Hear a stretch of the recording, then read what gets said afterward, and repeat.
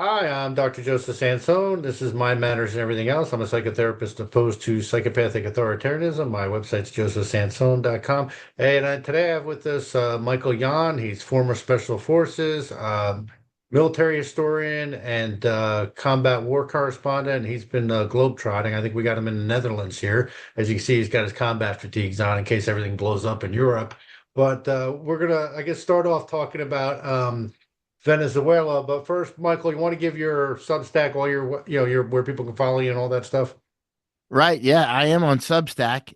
So my name, Michael Yon, Yankee Oscar November. So Michael Yon. And I'm on X occasionally as well. But I tell you what, actually Misako, my wife and I are staying with Catherine Austin Fitz now. We've been with her for about a month, more than a month. Okay. And it's been very educational.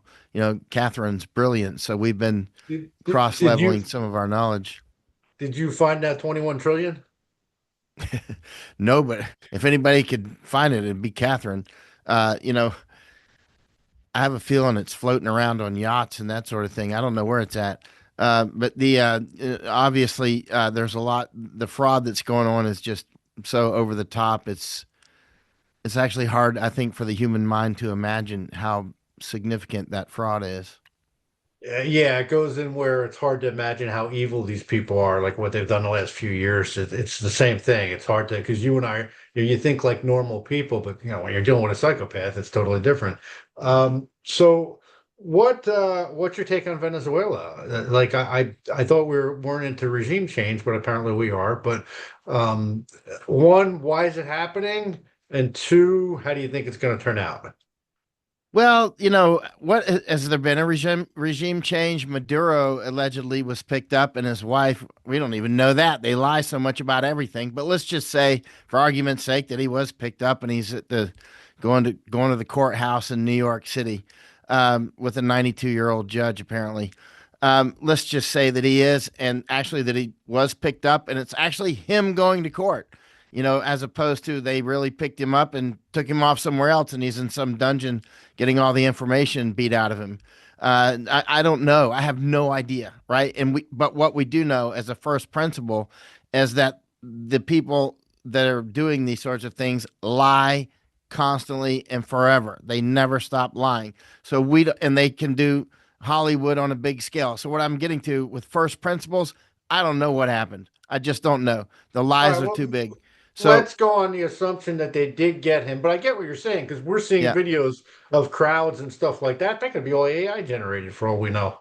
But Speaking of which, I was just about to do a live stream before I go to bed tonight. I'm in Netherlands, and what I wanted to address was AI. I mean, some of the AI that's been going on, especially even in the last couple of weeks, it's going over the top. I've never seen such a tsunami of AI. And what's that Greek foreign minister or economics? What's his name? There's a bunch of fake videos here. I wrote his name down. I think he's a pretty famous guy. Anyway, he couldn't even tell there was a video about him, and at first he thought, "Uh oh, my camera froze." And at you're first, frozen, but I can hear you. oh yeah, Try turning here your I know camera what to do. off and see if you turn I know. your camera off and on. See if it works. Yeah, There you go. it will. That's what I did before. There we go. So anyway, he what's his name? I wrote it down here, but he actually I think he saw one of his own videos and he wasn't sure if it was him or not until a couple minutes into it. And I mean, these videos are. I mean, he wasn't sure if it was actually his video. I mean, because he does a lot of interviews. His name is Giannis Varoufakis. You know him, Varoufakis or Fakis, a former minister of finance for Greece. Pretty Okay. well-known guy, right? And but anyway, that guy. There's a lot of videos about him right now, and you can see they're all over. And the thing is imagine what can be done with this and is being done with it. One of them is about silver. It's called Asian Guy. There's so many videos coming out, and people are flooding me with them. And I've watched about 20 hours of them actually because I study information more. So I've watched about 20 hours of this Asian guy. He's talking about silver, right? Asian guy. Actually, remember AG is silver on the periodic chart, right? So Asian guy AG. And anyway, all he talks about is silver. But that voice actually You can see it popping up on all kinds of other videos now. Now, they're able to take, with the videos of you and me right here, they could easily AI this instantly and make another video, and we could be saying anything that they want. It could be stuff that could get us put in prison as we go to some other country.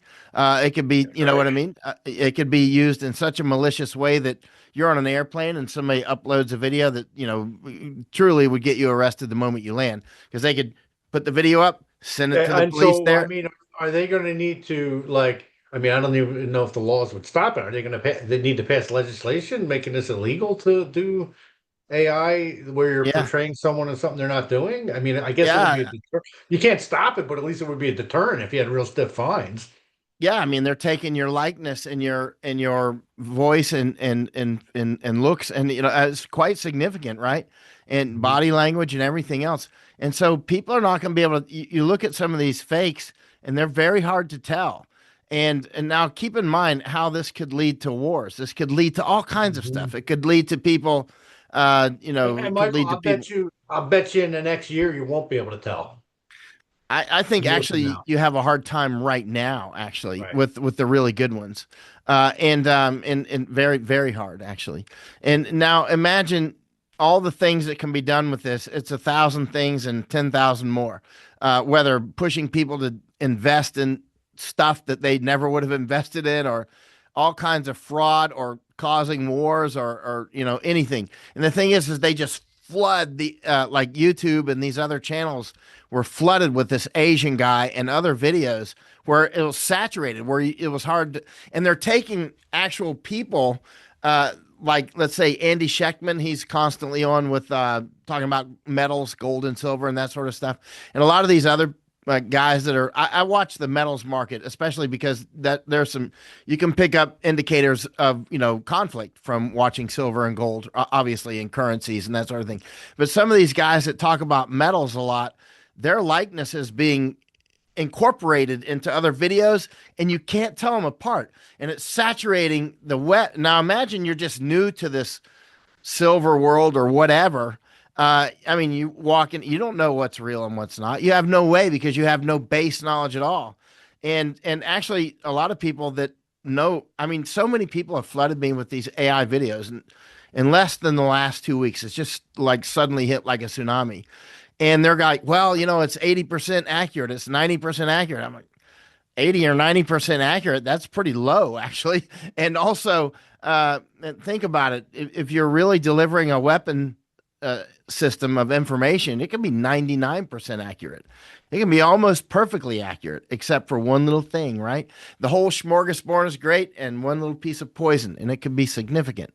Yeah, it's quite it's a big deal, and as you can see, how this will be weaponized at the nation state level, and like for instance with what's happening in Venezuela or wherever you want, just name it. And again, it can be used to You could defraud create billions of dollars. you could create fake mob like violence incidents racially, Yes. like to create racial violence or something. You could literally show a video of a false bombing like going on in the country. Like you could go that crazy with it. So that's And how are people going to know? Right? In fact, you could take a whole video that's authentic, and the AI could just change a few little words. mhm, And I mean that are key, right? They could take our talk right now and within minutes, even already having done it, actually it can already be done before we even finish this talk. If it's live, they could right. be, or even if it's not live, and they could already have something changed that's really important. And you and I might not even know as this streams through. It could be altered real time, right? As we talk, they can change words right now. It's very serious, That very is serious. that is actually fascinating what you just said there, because Right. we could be engaging in a business transaction, and literally they could have you say something, me seeing you say something that didn't even exist, and yeah, that could be very. I guess you Imagine would have to that. have a higher Imagine level of that. encryption. Imagine you and me talking right here privately, not even publicly, but we're doing some business thing or whatever. and it changes what you're saying, which comes into my ears. And we got AI talking with each other, and we don't even know it. You and I don't even know it. Yeah. That So could easily happen. I mean, I guess the only thing you could maybe have like a higher level of encryption, but then how long will that last until that's broken into? Yeah. And Yeah. I mean, you're going to have to be face to face at some point to actually trust it, right? Right. And this is the sort of stuff that Catherine Austin Fitts warns about entrainment on, and how she hasn't warned about the real time, or to my knowledge anyway, she hasn't warned about the real time. It could change our words right now, but she warns about these other techniques that it can be used as we talk on electronics, and it's quite dangerous. I mean, you should hear her talk. I mean, she'll talk about entrainment and other things. It's fascinating and important. And this microphone's kind of in my way, isn't it? Well, you sound fine. Yeah, Good. yeah. We're still trying to hook Catherine to come on Mind Matters and everything else. She's busy though. I'm still hounding her. She got to put a word in here. So, let's assume that they did capture Maduro and his wife, and let's just go on that premise. Um, Mm. I mean, they show people claiming that they're that he's gone, and they're showing other video of other like demonstrators like saying that he needs to be returned. I don't know if you saw those, but they're out there now. I don't know, assuming it's all real. So, what's the reasoning that you think this occurred? If it, let's assume it did. And what's the end game for it? And do you think it's going to be another disaster? Or do you think it's going to be like at first it's looking like it's going to be like not as bad as it's been in the past, but that never works out, you know? Yeah, and nobody knows how it'll play out, including the people that are doing it. Because it's a multiplayer game, and a plan never survives first contact with the enemy, right? And but the Now keep in mind, nothing has changed in Venezuela. I mean, let's say it's a giant redwood tree is Venezuela. What just happened was the top leaf was picked off, right? That's it. The whole tree's still there. I mean, the whole I mean, they government's still bombed some intact, areas. right? They bombed some areas there, correct? Yeah, but I mean that was nothing. I mean, so they Very killed some surgical. people. It's something if you're one of the people that got bombed, but Yeah, right, on the right. scale of everything, it was just a rock that hit the windshield. You know what I mean? It Yeah. was just like a nothing, right? So I mean, it's so what I'm getting to is they basically just picked off the top leaf of the tree and his wife, right? And but the entire government's still intact. So nothing has changed. Nothing's changed at all. So, okay, so nothing's changed. You mean like, then what was the point of it? Good question. I mean, I know. I mean, I would assume you would go routes and resources and that kind of in that direction. So it's about the oil. But I mean, if nothing's changed, then they would still have the oil, unless the people underneath Maduro are going to play along. I don't get it. Yeah, I mean, it's going to be about routes and resources. But if they don't play, then what's going to happen? Keep bombing them? Then they're not going to play even more. Right? I mean, Right, at because the end of the at whole the end of the day, premise, if they don't cooperate, they don't it, cooperate. right, and the whole premise was they got Maduro for this narco terrorism charge or whatever. So what are they going to get the next guy on? The same charge, or like what are they Right. going to claim he's doing it too? Keep in mind the Venezuelans. They're smart people, and they've got a lot of courage. So they're not just going to bow down, right? They're not going to do that. And actually, it's a very rich country. It doesn't mean all the people are rich. Obviously, the economy's in shambles, but there's a lot of wealth that Venezuelans have in places like Panama and all over the world. I'm sure they have it in Dubai and Switzerland and Singapore and everywhere else in Cayman. Who knows? I have no idea. But the point is that they are serious people and they've got serious friends, including China, Russia, Iran, Cuba, and lots of others. So Did and they keep cut a deal? Did Trump cut some kind of deal to like with Putin or China? Like stay out of this area, we'll stay out of that area. Anything like that going on? I don't know. And it upsets people when you honestly say I don't know, because the fact Yeah. is, a lot of people want certainty, right? And Right. that's why people that are doing massive frauds always speak in certainties. Like this is what happened, blah blah blah blah blah. But as you So know, that's your field. You're a psycho. I mean, all right. So let me. I I have to I don't counsel. know if they had behind the Right. scenes deals because they would be Right. behind the scenes per se, right? So Yeah. there's no So way I I have could to know. couch this within the context of a biography I read about Hitler when I was a kid. I think it was by John Toland or something. And so because I don't want to be quoting Hitler because I can see that running off there. But he does describe Hitler talking about when you start a war, it's like going into a dark room. You don't know what to expect. And that's kind Yeah. of what you're talking about here, the uncertainty of like, I don't know. It's like, where Yeah. this is going to go? Yeah, I mean, again, even a simple plan doesn't survive first contact. And again, keep in mind this is global. It's not confined to Venezuela or the Gulf of America. It's not confined to. This is global. I mean, and that's why I'm in Netherlands right now. This is another component. You know, I'm often in Panama, been down in Colombia looking at these things. Yeah, I've been all over the place looking at the situation and these things that I see all over the world or we see, are like Taiwan. I was recently in Taiwan with Misako. The issues with Taiwan and Okinawa, and because if China goes for Taiwan, they got to go for Okinawa, right? And they're setting conditions to do that. China is setting conditions to go for both Taiwan and Okinawa. Now that may seem over the top for some people, but that would be because they're not paying attention. But and the information war is quite intense. And China is also setting conditions to eventually go for Hawaii. It could be a long time from now. It could be a generation from now. Right. But It they're could be setting 40, 50 years. yeah, but they do play that game. Information wars often unfold over a period of generations, not even 10 years. I mean, not just the Chinese. I mean, we do it too. Long horizon information wars that slowly sets, you're planting the trees and we're harvesting the trees that were planted by our grandparents.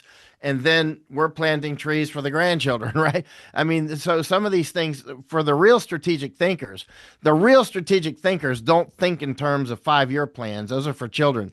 They think in terms of 5 century plans. They think in terms of, I mean, they think they're thinking way over the horizon plans, right? So what I'm getting to is the idea that, for instance, what's happening now is impossible to understand without a great study of history. I've spent many years studying the history of these things, and when you keep in context, for instance, what's happening in Venezuela now. I mean, it's got 500 years of history behind it, right? When Columbus was running around over there in his ship around Panama, and that 1502, and the Spaniards started flooding into Panama in the early 1500s, and long story short, many things have happened over the last 5 centuries, and it's all part of the larger flow about routes and resources and ideology, right? So we've had I could go on for hours, but the bottom line is what's happening now is part of a huge process war. It's not this isn't suddenly something new that never has happened before. It's just another little breeze went by on the scale of things. Keep in mind what's happening now in Gaza, what's happening in Ukraine, China doing that, threatening Taiwan and Okinawa and Korea actually, and all these different things. They're all the same war. These are not unrelated. They're all the same war. And World War One and World War Two, that is actually the same war. Those are not separate wars. We say that they're separate wars, World War One and then World War Two. But that's make believe. The people that really are studying these things realize it's like the Mississippi River flowing, right? It's the same river, and in a different season. And so the wars that we're seeing unfold are all about routes and resources and ideology. Those so looking at anything else like Maduro or narco trade or that's nonsense. It has zero to do with narco trade. Right. It has to do with losing the dollar as a reserve currency. That's one component. It has to So do with that oil. the That's oil another component. so the oil, if they can get control of if the United States gets control of their oil, they can tie it to the dollar. Is that what you think part of this is about, or? Well, we have abused our own dollar Right. terribly, as you very well know. You've talked about it before. I mean, it's quite obvious. We can see it with our prices and everything else. We weaponized it when we've weaponized the dollar.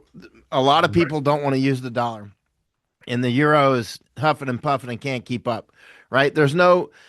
people would abandon the dollar if they could go somewhere else. They just don't have a good window to jump out of. But as soon as they have one, they're going to go, right? And so that's why you have main players that are, again, in their own process of helping us help ourselves destroy the dollar, right?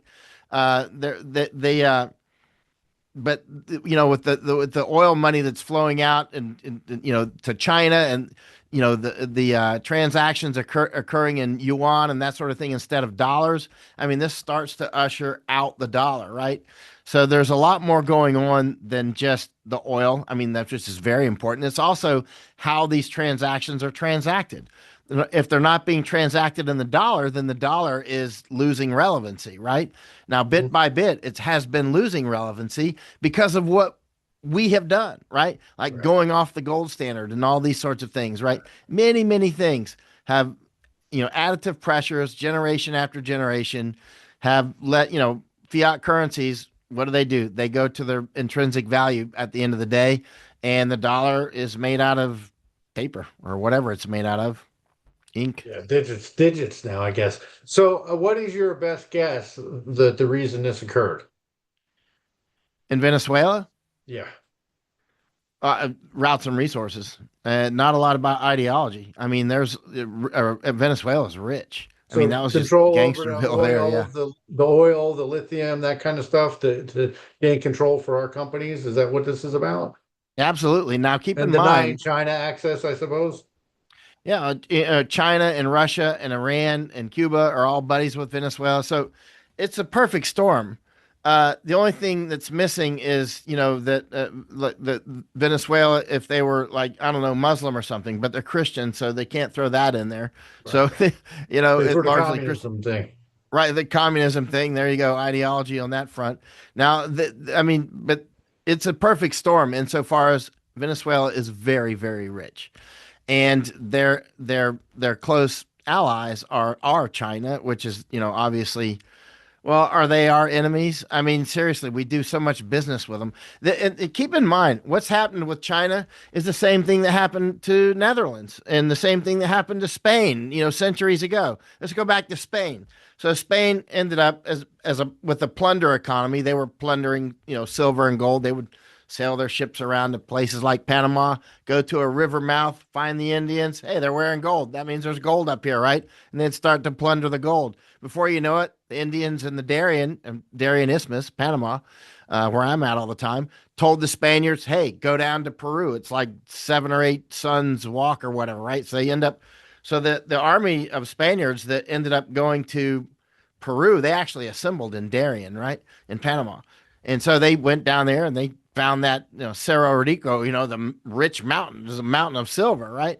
So I mean, we're talking the 1500s. Anyway, long story short, Spaniards had a lot of gold and silver, so their prices were going up in Spain. So they were buying their ships and things from places like Netherlands, from places like England, and places like Italy, right? So they were outsourcing their production. And the next thing you know, they couldn't really make much anymore, but they were swimming in gold and silver. And anyway, long story short, their empire collapsed. Obviously, it took a while, and the Spanish American War, all kinds of other things. But not to go into that. Now you see the Netherlands. That's where I'm at now. Amsterdam used to be the richest. I'm not in Amsterdam, but I'm not far away. Amsterdam used to be the richest city in the world, right? Canals everywhere. They made a canal to the North Sea from Amsterdam. I mean, it was an incredibly rich city. What did the Dutch do eventually? Their prices became higher at home as well. They started investing because they became a finance economy at that point, right? A financial center and that sort of banking. They started investing not in the Dutch East India Company, which was, Netherlands. They started investing in the British East India Company. So they're literally investing in their enemy, which is what Spain did, which is what we did with China, right? It's the same old thing over and over and over. You literally invest in your enemy. We've literally invested in somebody that wants to take over the world. We did what the Dutch did. We did what the Spanish did, and so many of others have done. Isn't it Yeah, similar. It's amazing, these patterns? even going back to the Romans, the success is what was actually in the success were the seeds of the decline, and that's kind of Yep. what you just described for all these different empires. So, are we going to now try to manage this country of 30 million people, or are we just going to hand it back over to the next in line? I don't know how we're going to manage that. I mean, we don't have the army to do it. And if we did, I mean, I was in two wars where we tried to do that, Iraq and Afghanistan. I was Right. 4 years in those wars, two each, two in Afghanistan and two in Iraq. And keep in mind, those countries were built for our type of systems. I mean, desert countries, that sort of thing. We're talking Venezuela. That's jungle land right there. Our sensors and whatnot are. And why would we want to go to some huge war with them anyway, right? And by the way, huge numbers of Venezuelans have come to the United States in recent years. There's massive numbers here and in Canada, or I'm in Netherlands. But and by the way, one of the largest NGOs that's been bringing Venezuelans from Venezuela to the United States is HIAS, Hebrew Immigrant Aid Society. Hebrew Immigrant Aid Society, if you go to hias.org, HIAS.org, you can see that they're bragging about bringing over 100,000 out of Venezuela by what, 2023, I think, right? And so that's, I mean, they're bragging. Keep in mind, Trump is a Zionist. Zionism is a political party. Most of the Zionists in the United States are Christians, right? Many are Jews, many are atheists, some are Muslims. There's actually a lot of Muslim Zionists, and they that's a political party, and they're on a rampage right now, just like the Chinese are, and even more so. And so the Zionists have actually been helping the invasion into the United States. As an example, Alejandro Mayorkas was the Department of Homeland Security chief. He went down the Darien Gap. I was there when he came, and he's the son of migrants himself. His parents were Sephardic Jews from Cuba. He came in, raised to top levels of the U.S. government, and opened the door for even more to come in. Right. So I mean, this is what's happening. We've let the Trojan horse in, and the soldiers got out and opened the gates. And burned down the walls. I mean, that's what's actually been happening. So, is this connected? Well, it's funny, but they're talking about wanting to go to war with Iran again. So, which sounds crazy again. Is this tied into Iran? What's going on in Venezuela? No, directly. All these things are not separated at all. What's going on in Gaza, what's going on in Ukraine, there is zero separation between these. It's the same parties involved. Now, the local parties are different. Like Ukrainians are separate than obviously than Venezuelans, but the big parties who are doing it, like for instance, Russia Mhm. and Israel and the United States and whatnot, are all neck deep over, let's say, Zionists, because Israel is basically an aircraft carrier for Zionists. I mean, that's the same players, right? It's the same players. It's the same players in Panama. In Panama, it's a big fight between Zionists and Chinese. And now I say that, and a lot of people, there's maybe 1/10 of 1% of the people that know enough to actually comment on that. And those can see it quite clearly, right? It's very obvious, but very few people are paying close enough attention to actually see it. But if you are, it's absolutely obvious, right? Just go down to Panama and spend a few months researching, and it'll pop off the page. And or go down to Argentina and look same. It's the same parties, right? China versus Zionists down there. Last year, I went to the that what's that Republican thing they have all the time, CPAC. So I went to that CPAC thing over in Buenos Aires last year, about November or December 2024 in Buenos Aires, and they opened up CPAC with Viva Argentina, Viva Estados Unidos, and Viva Israel, right?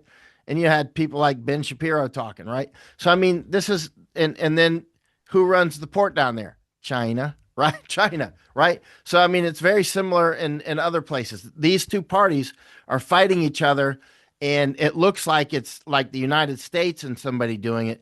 In reality, again, when I first started saying Trump was a Zionist, it was very controversial. Now everybody knows it because he Yeah, doesn't hide right. it. I mean, he's really public about it. But when I was first saying that, of course, people throw the anti-Semite Yeah, magic right. wand, So, which no longer works. It, by the way. is it significant that the president was in I mean, Netanyahu was in Mar-a-Lago when this attack went down? That can't be a coincidence. It's hard Right. to imagine Netanyahu wasn't deeply involved in the planning.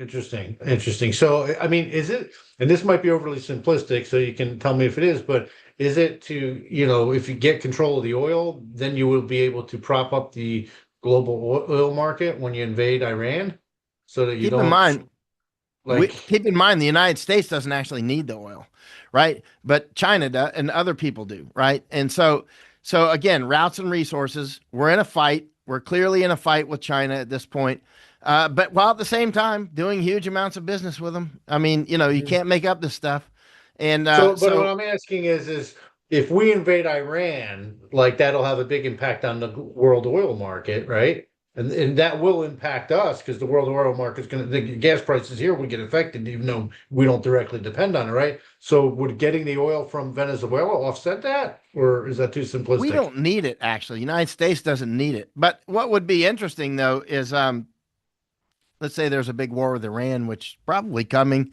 I mean, the conditions are set for it. Israel wants it. Let's say the Zionists actually want it. The Now the Strait of Hormuz, right? You've got these seven major choke points. One is obviously Panama Canal, Suez Canal, Bab el Mandeb, Strait of Gibraltar, of course, Turkish Straits, And Danish India, Straits. India and China are pretty dependent on that oil coming out of Iran, right? Well, coming through Strait of the Strait of Hormuz. Hormuz, a lot of people are. A lot of Right. people are.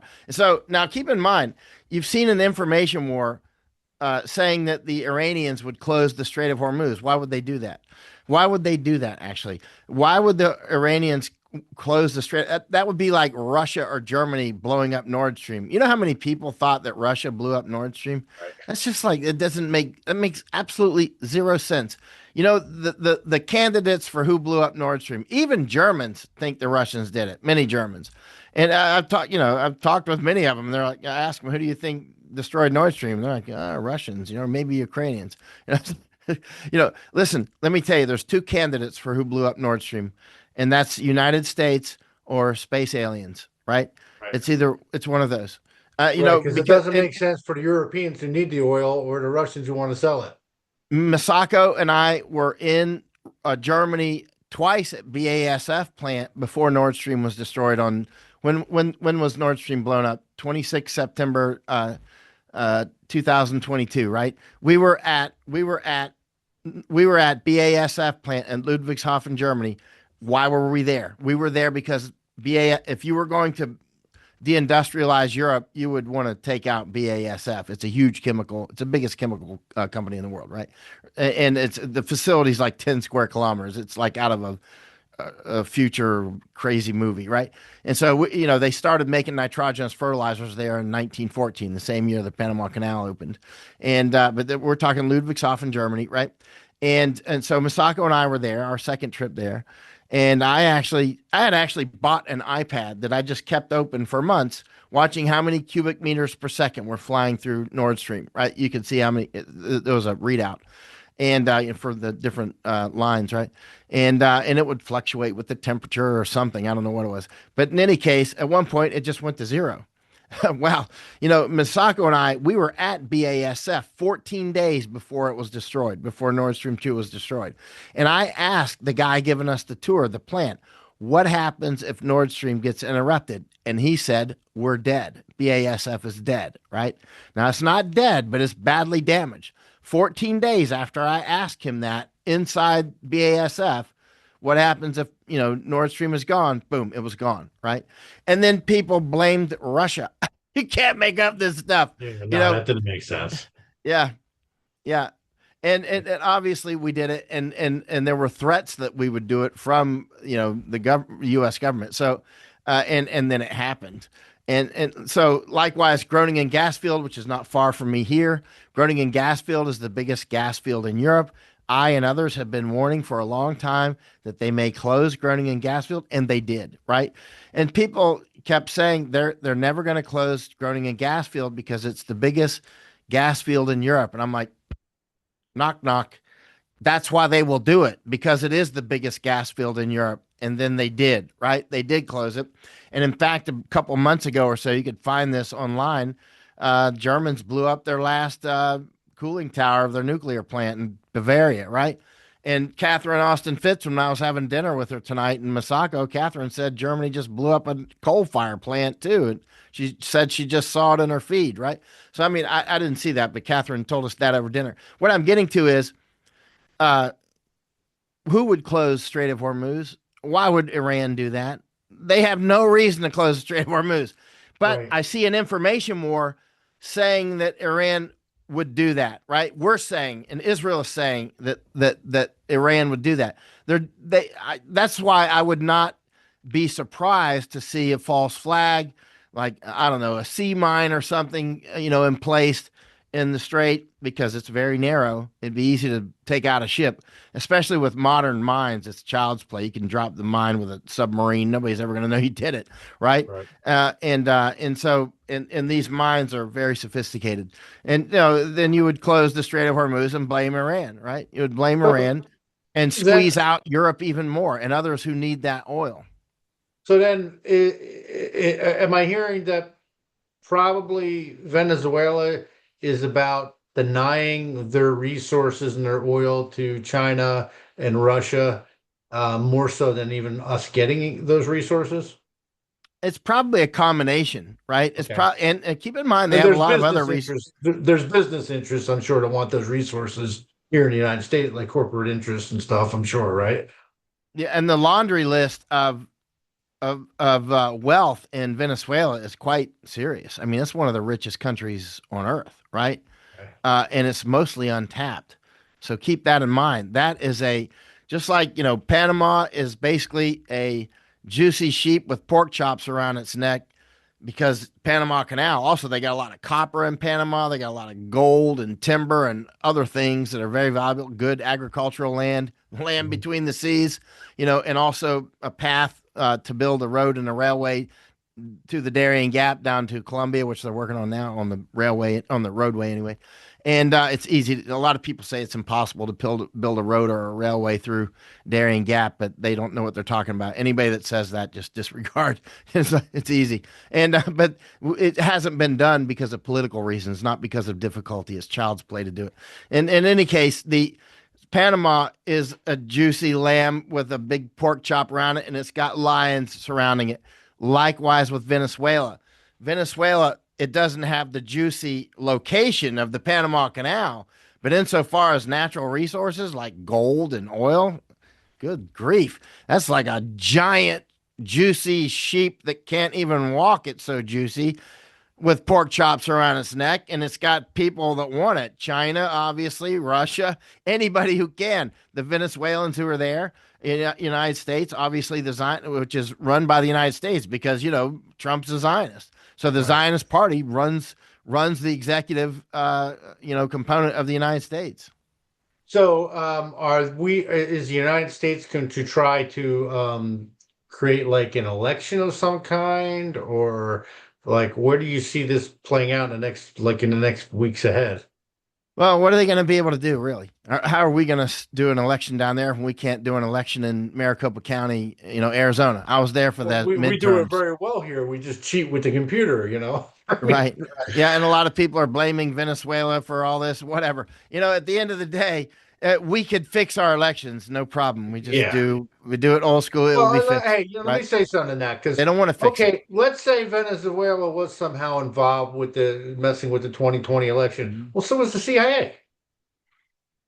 Like, I mean, what did Yeah, they think? They did it it would have without been any very re easy to fix.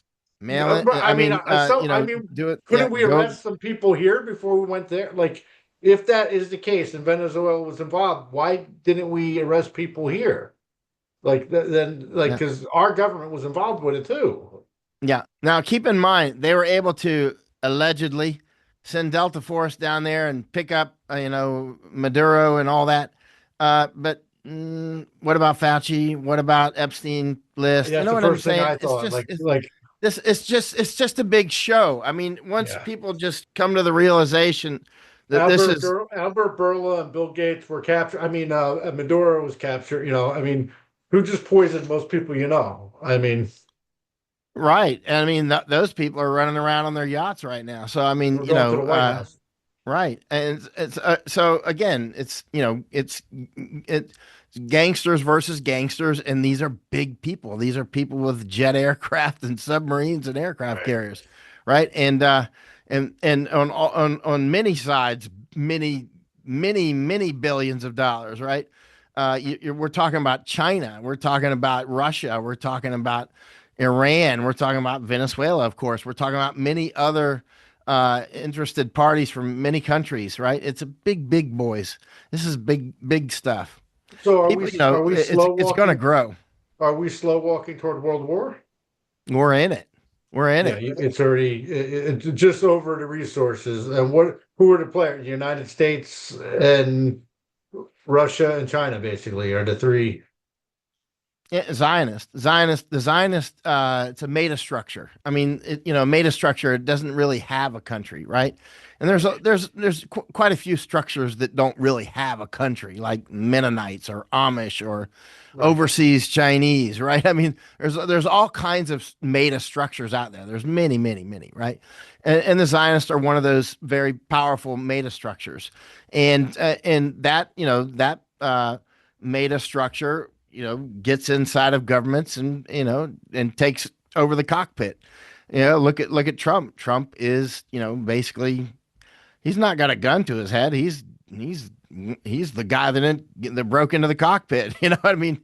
He's not the guy that got kid. He's not the guy that got taken. He is the actual taker. I mean, you don't have to go back to 2015, go back to 2019, and he's out there on the stump talking about how we're not going to be doing regime changes and that kind of thing. He's And then here lying. we are. I know, here we He's are. lying. Total He's just 180. lying is what he does. I mean, lying is what Biden did or does. Is he even Right, still around? I don't know.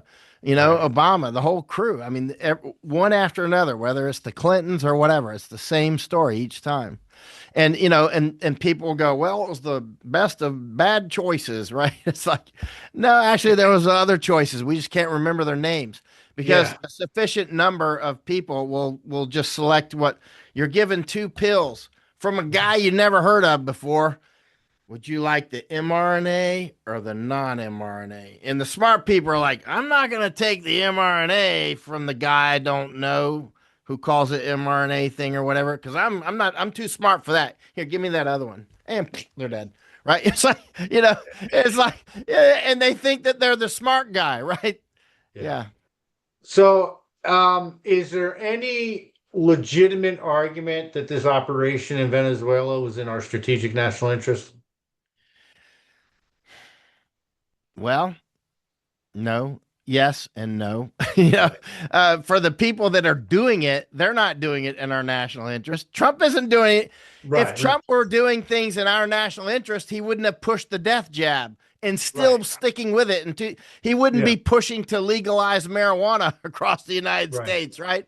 He wouldn't be. He's not acting in the best interest of the United States. He's So just not. there's a pirate class that's looking to take advantage of the resources there, and that may or may not end up in our national interest. Is that I mean, fair? if we had Ulysses S. Grant or Teddy Roosevelt or somebody with some strategic sense, you know what I mean? Then I might, be able to get on board. But when we've got somebody who's actually as predatory against us as China is, Right, China's not the one that pushed the death jabs into us. That right. was Trump and his team, right? Yeah. That was his guys. We don't even know how many Americans are already dead or will die or maybe born with birth defects. We just don't know. Right I now mean, in Japan, I think most people we know will die from the shots. It just might not be for 10 or 15 years. If you're shortening lifespans, you're shortening lifespans with all these chronic diseases. So, I mean, yeah, eventually it's they'll a die of complications. time fuse. I don't know Yeah. how's, Misako, my wife, she's good friends with Dr. Yasufumi Murakami in Mhm. Japan. He's the one that did the huge study that many people saw Yep. on the news some months ago. Last time we had dinner with him was when we were in Japan recently, and he told us that at least 600,000, according to his statistics, have died just in Japan from the jab. Just in Japan, more than 600,000 dead, right? That's That would far be more 1 than died million. in both atomic And bombs combined. right, and I think in that press conference that he did with Masako, I think he said the underreporting factor if for population on the VAERS would be 41. So that would mean 1,558,000 Americans died. But That's not the people dying now. I don't think that was just shortly after the shots. Was my understanding. Yeah. I don't know. I don't know how it's Yeah. going to play out, and I think nobody does. But what we No, can see is it ain't good, and he still sticks with it, and he's pushing. Look, Trump does Soros policy, straight up. He's straight up a Soros policy guy.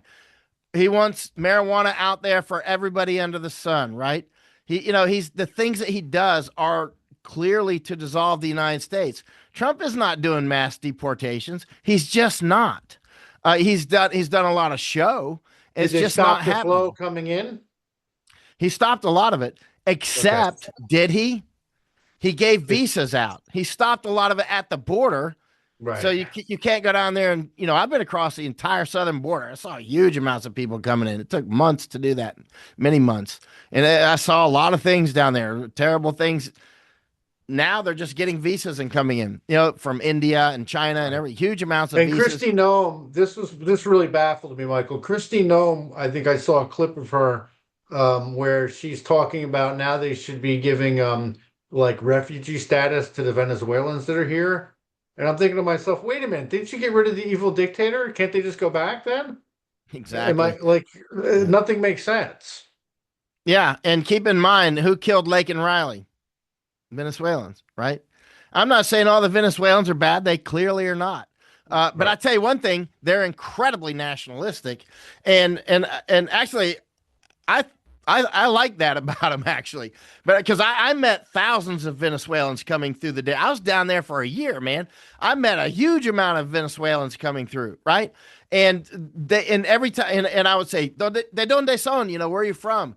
And if one of them said Venezuela, they would all be like, Venezuela, Venezuela. I got so many videos like that. It'd be like the whole boat full of them and the other boat behind them and the other boat, in these piragua So canoes up are the the Darien. people coming You know, here from Are the people coming here from Venezuela? Are they like people like fleeing to communism, or are they coming here to disrupt? most of the ones I spoke with, a lot of times it was just like de donde son, and they would be like, Venezuela, but the ones that I would speak with, I don't remember any that did not like Maduro. They were all saying I hate Maduro. But they, Okay. and they were many were saying they want to go back to Venezuela, right? There was a lot of Tren de Aragua coming through. I've got videos of guys that are straight up gangsters that are like tattoo AK-47 on the. Go to my Substack, you can see this stuff, right? And on my Substack, I've got videos from so many videos from the Darien, huge amounts of Venezuelans, Iranians. Keep in mind, Iranians could come in and get a Venezuelan passport on arrival in Venezuela from Iran.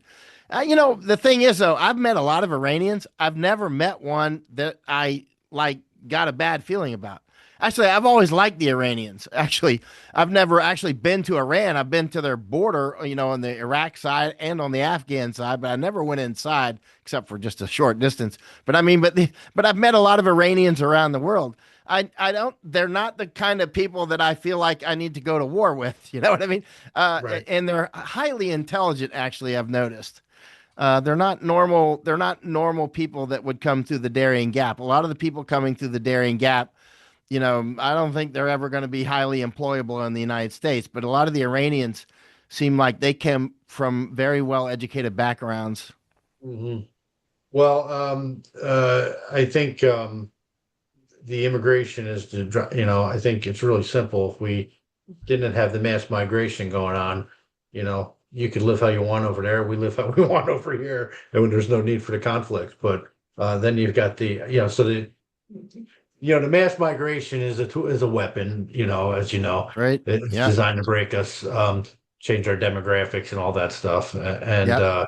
in fact, I would argue that mass migration is a form of ethnic cleansing. Oh, clearly. Because I mean, European peoples are only like 8% of the world population right now, and so they're being overrun. So it's kind of I think it's deliberate too, which is weird because the people driving it are wealthy Europeans to a great extent. So I don't know why they're doing it because I don't think how is the culture going to survive. But People never see the cult that they're in. And keep in mind, it's easy to get a that's a cult good to commit point. suicide. How many cults have committed suicide? You know what I Yeah, mean? Whether that's a all good drinking point. the Kool-Aid or doing something. Hmm This is child's play for people that know what they're doing, right? to get a people to just destroy themselves and run into the fire, basically. And that's what's happening. I mean, I'm in Europe now. I'm in Netherlands, and I've seen it across the United States. There's huge amounts of Americans and Europeans that still want the borders to be open. Still, in Ireland too. Many Irish are now standing up, but Right. you go over to Ireland, you can see they're overrun. You go to England, it's overrun. You go to well, Amsterdam, it's overrun. And go to many parts of the United States, and yet there's still some subset of Americans and others who are all for the open borders. So I know, I don't want to keep you up too late because I know you got to go. But with this situation in Venezuela, how do you see this playing out over the weeks ahead and months ahead? Like, is this going to be create? Is it going to continue going on and create a refugee crisis where we got them flooding across the border, or is it going to be like over real quick? What's your prediction here? I think it'll continue, and I think it'll continue just based on a lot of things. And one of those is just my intuition, but also some objective information as well. But I think it's going to continue. Now, will there be a flood of people out of Venezuela? If it gets kinetic, yeah, probably, almost certainly. If it gets seriously kinetic, I don't know if it will. I just don't know. We'll find out soon enough. What's your best Now, guess? mm, I would say it probably will go kinetic, but I'm not going hard. I'm not, Yeah, I saying get you. that with a great level of certainty at all. But I think that it probably will, and especially if we try to get the energy and they say no, you're right, and I don't think the Venezuelans are just going to give it up. I'm just not seeing that. They're going to have to fight their. Now, keep in mind, these things can take a long time to build, right? In other words, it might not be like a year from now. It might just still be percolating, or it could have totally kicked off. These things can percolate for a long time, and finally they boil over. We just don't know how. We just don't know. There's nobody that can possibly know. Yeah, I think it could get very bad. I mean, I guess I see because I couldn't see Trump putting heavy ground forces there. I just don't think he would want the casualties on his. He seems to like, it's like he treats Russia and China differently than he does like the little countries, and that goes with the bully mentality thing. If But he wants to kill off more of our young people, it would be, and that would be keeping. I mean, he's killed off a lot of them by pushing the death jab, right? that's So I true. mean, That's true. and he's pushing to diminish and kill off more by. He would like to see marijuana. He's just inching, is pushing to make it more and more open and accessible. And basically, let's say intoxicants. But so I mean, he is a guy Michael, I that's could see a clearly heavy trying to destroy the bombing. U.S. I What's could see that? a heavy bombing. I could see a heavy bombing campaign, which would create the refugees flowing this way. But I just don't know if we would just for the reason you just said. It's a jungle. It's not like it's the desert. It's what are you gonna do? Get in a guerrilla warfare like Vietnam in Venezuela? I Yeah, just that would be tough. And keep in mind, it would be suicidal actually. But keep in right. mind now I've talked with people in the Panamanian and Argentinian government about what would you do if we do end up seeing a huge amount of Venezuelans pouring out, and both from Panama and Argentina both said that they would not allow them in. Although both countries have a lot of Venezuelans now, actually, in Argentina Right. and Panama. I don't know about other countries in the regions. Colombia's already got a ton, and in fact, there's quite a lot. I've been down to Colombia and looked before and if a really no kidding war breaks out in Venezuela, then you could see the numbers that could reach destabilization level numbers in places like Colombia. Right. Well, Michael, you're giving honest answers about the fog of war, and the answers are foggy because of that, because we don't know. Yeah, we just don't know. And People yeah, that talk in certainties just don't know what they're talking about, or they're selling something, especially right. when it comes to war. War is just too many uncertainties. You'll constantly see these people, adding up jets and ships and submarines, and these guys don't have a chance because of this, that, and the other. They don't know what they're talking about. It's like, there's so many other factors out there. It's just a huge, huge mishmash. But one thing that wars will do is they will spread, and they will spread unpredictably, and they last longer than people expect. Those are habits of wars right there. Yeah, and that's not a good thing because, like you said, there's Russia and China, and we've got different theaters now, and we stir something up here, they stir something up over there, and well, I mean, very quickly before you jump off, you mentioned the Taiwan thing. What would the U.S. response be to that? Will we just take a walk? Let's see. I mean, the United States, I mean, China has a lot more advantages in that region, obviously, right? Right. And I don't know what they're going to do. I'm not sure that China knows what they're going to do. Right. But it could, Because it in wouldn't be a Japan, cakewalk for them either. They'd have a huge amount of casualties themselves, China even if has the no U.S. allies. China has no serious allies. Ultimately, everybody will be against China, like South Korea. Right. South Korea may be against the United States, but they'll be against China too. And Japan obviously will be against China. Philippines, Malaysia, And maybe Indonesia, North Korea, I guess maybe. yeah, North Korea. I mean, nobody's going to be China's buddy, right? At the end of the day, they don't have any soft power at all. The only thing they've got is money and steel. Right. Michael, my friend, thank you.